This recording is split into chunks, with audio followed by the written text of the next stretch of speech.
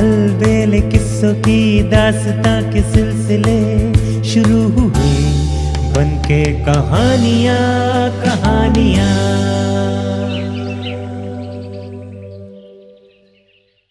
आइए सुनते हैं आज की कहानी कंजूस की थैली पर डाका। राजा कृष्णचंद्र की एक बुआ थी, नाम था पार्वती। वो निसंतान थी। उसके पति उसके लिए अथाह धन संपत्ति छोड़ गए थे, किंतु वो उस संपत्ति से कुछ भी खर्च नहीं करती थी। वो साधारण वस्त्र पहनती और सादा भोजन करती थी। नौकर या नौकरानी इस कारण से नहीं रखती थी कि उसे तनख्वाह देनी पड़ेगी।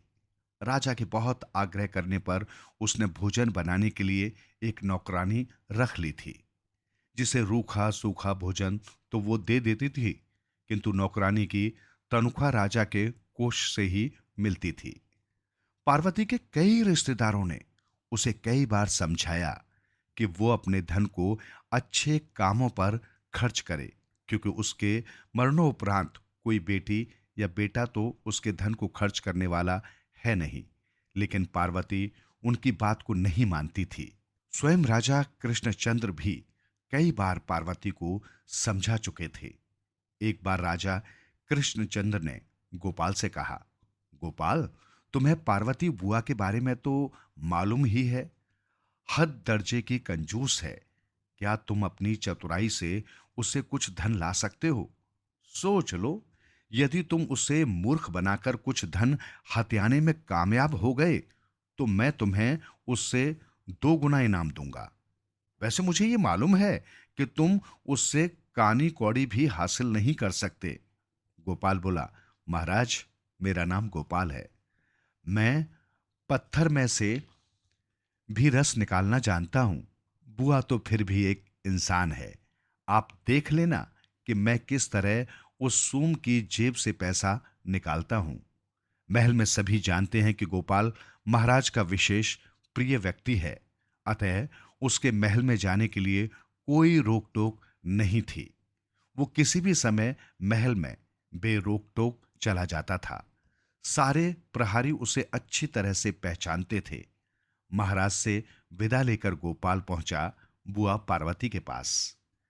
कक्ष के बाहर खड़े होकर उसने आवाज लगाई, बुआ जी, बुआ जी, दरवाजा खोलिए बुआ जी। कुछ ही क्षण बाद कक्ष का दरवाजा खुला। बुआ बाहर निकली। गोपाल को देखकर आश्चर्य मिश्रित स्वर में बोली, अरे गोपाल, तुम अंदर आ जाओ। भाई, बहुत दिनों बाद तुम्हें देखकर मुझे बड़ी खुशी हुई है। कहो, सब कुशल तो है? कुशलता कहाँ बुआ जी, गोपाल ने रोनी सी सूरत बनाते हुए कहा। समझ लो अंतिम समय में आपके दर्शन करने आया हूं। अरे, शुभ शुभ बोलो गोपाल, ये अंतिम दर्शन की बात क्यों कही? बुआ ने घबराए स्वर में पूछा। बुआ जी, आप ज्योतिषाचार्य विवेकाचंद्र को तो जानती ही होंगी, वही जो राज ज्योतिषी है। भला उन्हें कौन नहीं जानता? बड़ी सटीक भविष्यवाणी करते हैं, दिल की बात को झट से बता देते हैं। बुआ बोली।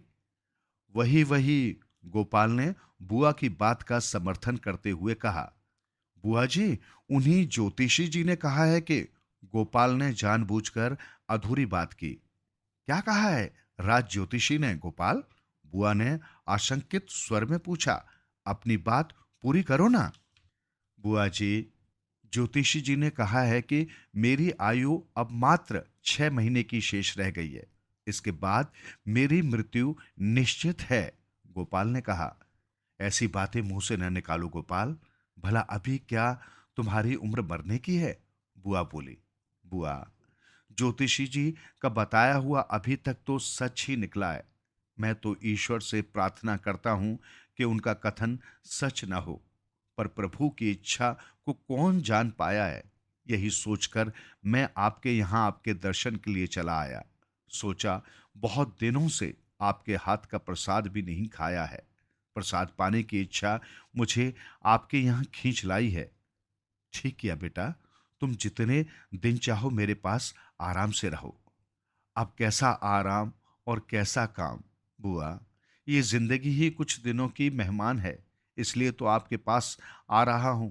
सुना है लोग मरने वाले की इच्छा पूरी करते हैं, जिससे कि ये शरीर छोड़ते समय मरने वाले को किसी तरह का पछतावा न रहे। मुझे पूरा विश्वास है कि आप मेरी ये अंतिम इच्छा जरूर पूरी करेंगी। गोपाल ने रो देने वाले भाव में कहा। बेटा, तुम अपने ही बच्चे हो, तुम्हारे लिए इस घर के दरवाजे सदैव ही खुले रहते हैं। प्रसाद की क्या बात है, तुम कल ही आ जाओ भोजन करने। बुआ जी भावुक स्वर में बोली। अरे नहीं बुआ, आप गलत समझी। मेरा मतलब भोजन करने से थोड़े ही था। मैं तो बस यही चाहता हूं कि आपकी थाली में से बचा कुचा कुछ प्रसाद पा सकूं। ठीक है, तुम कल आ जाना। गोपाल, तुम्हारी इच्छा पूरी हो जाएगी। दूसरे दिन गोपाल भोजन के समय से पहले ही बुआ के पास पहुंच गया। रास्ते में उसने एक छोटी सी तली हुई झींगा मछली खरीद ली थी और उसे अपने कुर्ते की दाईं जेब में रख लिया था। बुआ जी ने गोपाल को चौके में बैठाया और उसके सामने थाली में भोजन परोस दिया। खाओ गोपाल, आज मैंने नौकरानी से खाना न बनवाकर स्वयं अपने हाथों से बनाया है तुम्हारे लिए। बुआ जी ने कहा। ये कैसे हो सकता है बुआ जी? गोपाल ने थाली एक ओर सरकाते हुए कहा। आपसे पहले मैं कैसे भोजन करूंगा? आप खा लेंगे तो आपके बचे हुए भोजन को मैं खा लूंगा। बहुत जिद्दी हो गोपाल, बुआ जी बोली। ठीक है, पहले मैं ही भोजन करती हूँ, कहकर बुआ ने गोपाल के सामने वाली थाली अपने सामने खींच ली और इत्मीनान से भोजन करने लगी। थोड़ी देर बाद भोजन करके बुआ जी हाथ धोने के लिए उठ गईं। गोपाल थाली में बचे हुए व्यंजनों को खाने लगा। एक कटोरी में घिया का रायता भी था। गोपाल ने बुआ की ओर सतर्कता रिपीट गोपाल ने बुआ की ओर देखते हुए अपनी जेब से तली हुई छोटी मछली निकाली और बुआ की नजर बचाकर रायते में डाल दी। फिर वो चटखारे ले लेकर थाली में रखे व्यंजनों को खाने लगा। तभी सामने बैठी बुआ जी ने गोपाल की ओर दृष्टि डाली और पूछा, कुछ और चाहिए गोपाल? जिस चीज की आवश्यकता हो निसंकोच होकर मांग लेना। मैंने वैष्णव भोजन तैयार किया है। तुम्हें तो मालूम ही है कि मैं विशुद्ध शाकाहारी हूं। सो तो मालूम है बुआ जी। गोपाल एक बड़ा सा ग्रास मुंह में डालते हुए बोला। गोपाल, तुम तो मांस मछली खाते हो ना, तुम्हें तो शायद ये वैष्णव भोजन स्वादिष्ट नहीं लगा होगा। क्या बात करती हो बुआ? भोजन क्यों स्वादिष्ट न होगा? बहुत स्वादिष्ट भोजन बना है। और रायता, इसका तो जवाब ही नहीं।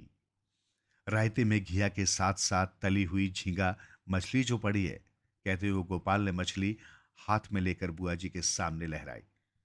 मछली को देखते ही बुआ की हालत खराब होने लगी। ये विचार करके मछली रायते से निकली है, उसके होश उड़ गए। लेकिन हकीकत सामने थी, इसलिए इनकार भी नहीं किया जा सकता था। दबे स्वर में बोली, मेरे चौके में तो आज तक मांस मच्छी का प्रवेश नहीं हुआ। बेटा, न जाने आज ये मछली कैसे रायते में निकल आई। फिर तनिक खुशामदी लहजे में बोली, गोपाल बेटा, इस बात का जिक्र किसी और से मत करना, वरना मेरी बड़ी फजीहत हो जाएगी। सब लोग यही सोचेंगे कि मैं वैष्णव होने का ढोंग करती हूँ और छुप छुप कर मांस मछली वाला भोजन खाती हूँ। बुआ जी की बात सुनकर गोपाल ने दयनीय स्वर में कहा, बुआ जी, आपको तो मालूम ही है कि मैं 6 महीने के अंदर मर जाने वाला हूँ। फिर आप मुझसे झूठ बोलने को क्यों कह रही हैं? आपको तो पता ही है महाराज मुझसे कितना स्नेह रखते हैं। वे मुझसे अपनी कोई बात नहीं छुपाते और न मैं उनसे कोई बात छुपाता हूँ।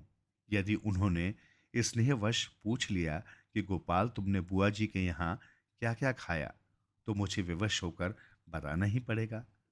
अरे ना गोपाल ना, बुआ जल्दी से बोल पड़ी। राजा कृष्णचंद्र को इस बाबत कुछ मत बताना। अब तुम इतना आग्रह कर रही हो तो नहीं बताऊंगा बुआ, पर अपनी जुबान बंद रखने के एवज में मुझे मिलेगा क्या? तुम मुझसे जुबान बंद रखने के एवज में धन पाना चाहते हो गोपाल?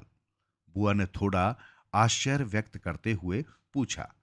तो इसमें बुराई क्या है बुआ? आप तो जानती ही हैं कि मैं एक भाड़ हूं। अपनी विदूषक कला के बल पर ही तो मैं अपनी जीविका चलाता हूं। और फिर ज्यादा दिनों की बात भी तो नहीं है। 6 महीने बाद तो मेरी मृत्यु हो ही जानी है। इतने दिन जुबान बंद करने के एवज में यदि 10,000 रुपये मिल जाएं तो मैं अपनी जुबान सी लूंगा। गोपाल ने थोड़ी ढिठाई के साथ कहा। 10,000? बुआ जी उछल पड़ी। इतने रुपए मैं तुम्हें कैसे दे सकती हूँ गोपाल? इतने रुपए गिनते हुए तो मेरा दिल ही धड़कना बंद कर देगा। और फिर इतने रुपए मेरे पास हैं ही कहाँ? तो कितने रुपए हैं बुआ जी तुम्हारे पास? जितने हैं उतने इस समय दे दो। बाकी रुपए बाद में आकर ले जाऊंगा। मेरे पास इस समय 500 रुपए हैं, वो तुम्हें दे देती हूं। पर खबरदार, और पैसे लेने के लिए दोबारा हरगिज मेरे पास मत आना। लाओ बुआ, जितने रुपए इस समय तुम्हारे पास हैं उतने ही दे दो। गोपाल ने अपनी हंसी दबाते हुए अपना हाथ आगे फैला दिया। बुआ जी ने अपनी संदूकची खोली और उसमें से 500 रुपए निकालकर गोपाल के हाथ पर रख दिए। फिर बोली, अब अपनी जुबान बंद रखना। खबरदार, किसी के सामने भूल कर भी इस बात का जिक्र न करना। विशेषकर महाराज के सामने तो अपनी जुबान बिल्कुल ही सी लेना। अब तो ऐसा करना ही पड़ेगा बुआ। तुमसे रुपए जो ले लिए हैं, लेकिन मेरी भी एक शर्त है। कौन सी शर्त? यही कि मेरे मरने के बाद आप मेरे बाल बच्चों का विशेष ख्याल रखेंगी और उन्हें किसी किस्म की तकलीफ नहीं होने देंगी। यदि आपने ऐसा न किया तो मैं सपने में आकर महाराज को ये बात बता दूंगा। फिर सोच लेना कि आपकी कितनी फजीहत होगी। मेरा यकीन करो गोपाल, मैं तुम्हारे बाल बच्चों का खूब ख्याल रखूंगी। मैंने क्या अपनी बदनामी करानी है? गोपाल से पिंड छुड़ाने की नीयत से बुआ जल्दी से बोल पड़ी। उन्हें डर था कि कहीं गोपाल अपने वादे से मुकर न जाए। गोपाल घर से निकल गया तो बुआ की जान में जान आई। उन्होंने राहत की सांस ली और मुंह का कसैला स्वाद ठीक करने के लिए कुल्ला करने लगी। गोपाल महाराज कृष्णचंद्र के पास पहुंचा और कंजूस बुआ से झटके रुपए उन्हें दिखाए तो महाराज अचंभित रह गए। बोले, तुम सचमुच बहुत चतुर हो गोपाल। तुमने आज वो कमाल कर दिखाया जो लगभग असंभव था। तुम तो चील के घोंसले से मांस खींच लाए। खैर, मैंने तुमसे वादा किया था कि मैं तुम्हें दुगना इनाम दूंगा, सो मैं अपना वादा पूरा करता हूं। सुबह कोषाध्यक्ष के पास जाकर 1,000 रुपए ले लेना। मैं उसे निर्देश दे दूंगा। महाराज की जय हो। गोपाल ने झुककर उन्हें आदाब बजाया और खुशी खुशी अपने घर की ओर रवाना हो गया।